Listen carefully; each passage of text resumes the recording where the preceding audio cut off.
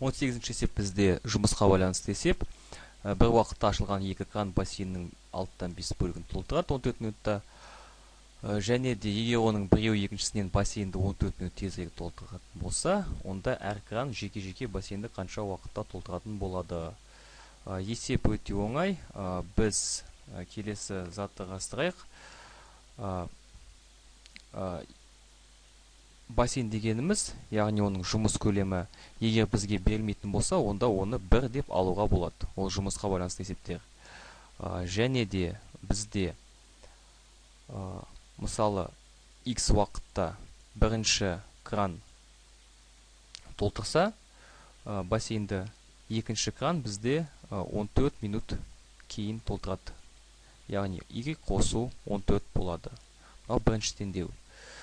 Енді біз жұмыс істеу қабілеттілік, яғни жұмыс жылдамдығы деген затты қарастыру керекпіз. Яғни қалайша жылдам бірінші және екінші кран бассейнді толтырады. Егер бізде X дегеніміз ол бірінші кранның уақыты болса, жеке толтыратын уақыты болса, онда оның жылдамдығы 1 бөлінген X болады.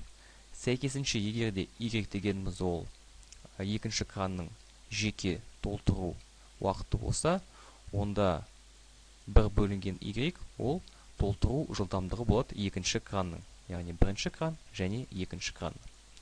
Енді бізде екінші теңдеу оңай, ал бірінші теңдеу дегеніміз ол 6-5 бөлігі бүкіл бассейннің тең болады.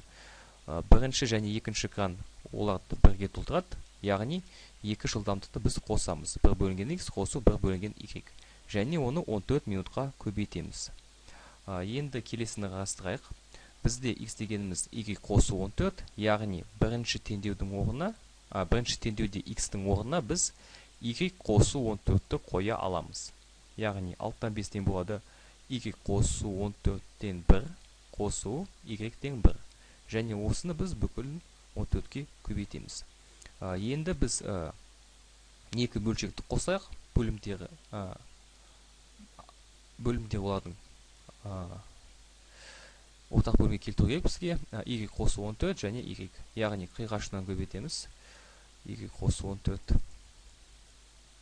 1 көбейту Y-тен болады Y. Қосу таңбасы осы болады. Және 1 көбейту Y қосу 14, ол Y қосу 14-ке тең болады. Және екі бөлімін біз көбейтеміз. Қалған бәрі сол күйінде қалады. Және біз осыны арға есептейік. Y қосу Y-тен болады 2Y қосу 14. Және біз астыңғы жақшаны ашсақ, Y көбейту Y-тен болады Y квадрат, 14 көбейту Y-тен болады 14Y. Арасында қосу мәні тұр. Және сыртында көбейту 14. Енді біз осы есепті пропорция күйінде шығарайық. Себебі бізде бір бөлшек бар және екінші бөлшек бар. Егер біз санды бөлшекке көбейтсек, онда сан оның алымына көбейтіледі деген сөз. Яғни біз осы көбейтіні бөлшек түріне келтірдік. Ол біріншіден, екіншіден бізде пропорция А бөлінген Б тен С бөлінген Д түрінде келсе, онда біз А мен Д-ны көбейтеміз және С мен Б-ны көбейтеміз. Екеуінің арасында теңдік қоямыз. Яғни біздің жағдайымыз үшін 5 көбейту екінші бөлшектің бөлімі Y квадрат қосу 14Y және 6 көбейту 2Y қосу 14 және тағы да көбейтілген 14. Енді біз осы жақшаны ашсақ, 5Y квадрат қосу 5 көбейту 14-тен болады 70Y.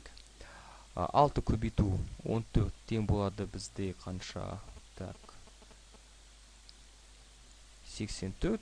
Және 84-ті біз 2-ке көбейтсек, бізде 168 болады. 84-ті біз 14-ке көбейтсек, 1176 болады. Және біз осы квадрат теңдеуді шығару үшін бүкілін сол жаққа ауыстырамыз. Яғни 5Y квадрат қосу 70Y азайту 168Y. 5Y квадрат қосу 70Y азайту 168Y, ол тең болады минус 98Y. Және плюс 1176 минус 1176 болады. Және дискриминант табу үшін біз келесі формуланы қолданамыз. B квадрат азайту 4AC, және A-ның орнына бізде 5, B-ның орнына минус 98, ның орнына минус 1176. Яғни осылайша сіз есептей аласыз. Дегенмен сізде 33124 деген сан шығады. Яғни ол өте үлкен сан. Жатқа білмесеңіз, ол 182-нің түпқарасы. Дегенмен осы есепті біз қалай оңай шығара аламыз? Осы тәсілді біз қарастырайық. Яғни мынау шығару жолы дегеніміз ол математика тұрғыдан ең дұрыс шығару жолы болып табылады. Бірақ та ол көп орын алады және бізде түбірасынан үлкен сан аламыз. Оны біз жатқа білмейміз, қалайша оны шығарамыз. Есептің берілгеніне назар аударайық. Бізде бассейннің 6-дан 5 бөлігі берілген және ол 14 минутта толады. Егер де біреу екіншісінен бассейнді тура 14 минут тезірек толтыратын болса, онда әрқайсысы жеке-жеке қалай табылады?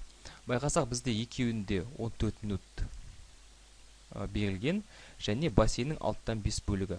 6-дан 5 дегеніміз ол не деген сөз? Ол 2-ден 1 қосу 3-ден 1 деген сөз. Мысалы, бізде қандай да бір бассейн бар. Бірінші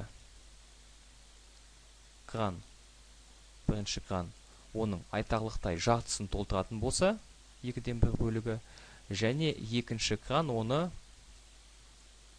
3-ден 1 бөлігін толтырайық деп алайық. Толтырсын деп алайық. Бассейннің 2-ден 1 бөлігі 14 минутта толады.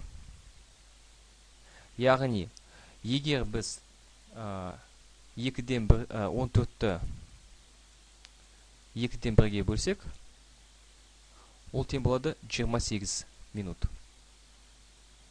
Яғни, байқасақ, біз тағы да 14 минут күтсек, бассейннің түгелі тек қана бір трубамен толады. Яғни, бірінші трубаның толтыру уақыты 28 минут болады. Енді бассейннің 3-ден 1 бөлігі бізде 14 минутта толады. 3-ден 1 бөлігі бізде 14 минутта толады. Яғни, біз 14-ті 3-ден 1-ге бөлсек, ол тең болады 14 көбейту 3. Ол тең болады бізде 42 минут. Яғни, бізде екінші труба 42 минут толтырса, бассейнді ол жалғыз өзі толады.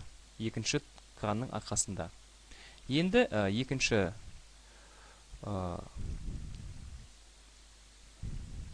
екінші сөйлемге назар аударайық. Бізде бірінші труба екінші трубадан 14 минут тезірек толтыру керек. Яғни, біз 28-ге қоссақ 14-ті тең болады 42. Яғни, осы сөйлем арқылы біз алған жауапты тексереміз. 28 қосу 14 тең болады 42. Яғни, шынымен де бірінші труба екіншіге қарағанда 14 минут тезірек толтырады. Яғни, бізде жауап 28 бен 42. Сіз осы жауапты, мысалы, біз квадрат теңдеу шығару арқасында, яғни, ары түбірлерін тапсаңыз, y1, y2-ні, осы бір мәнді табасыз. 48 деген мәнді. Дегенмен ол уақытты көп алады, және де сіз ұбт-да уақытты үнемдеу керексіз.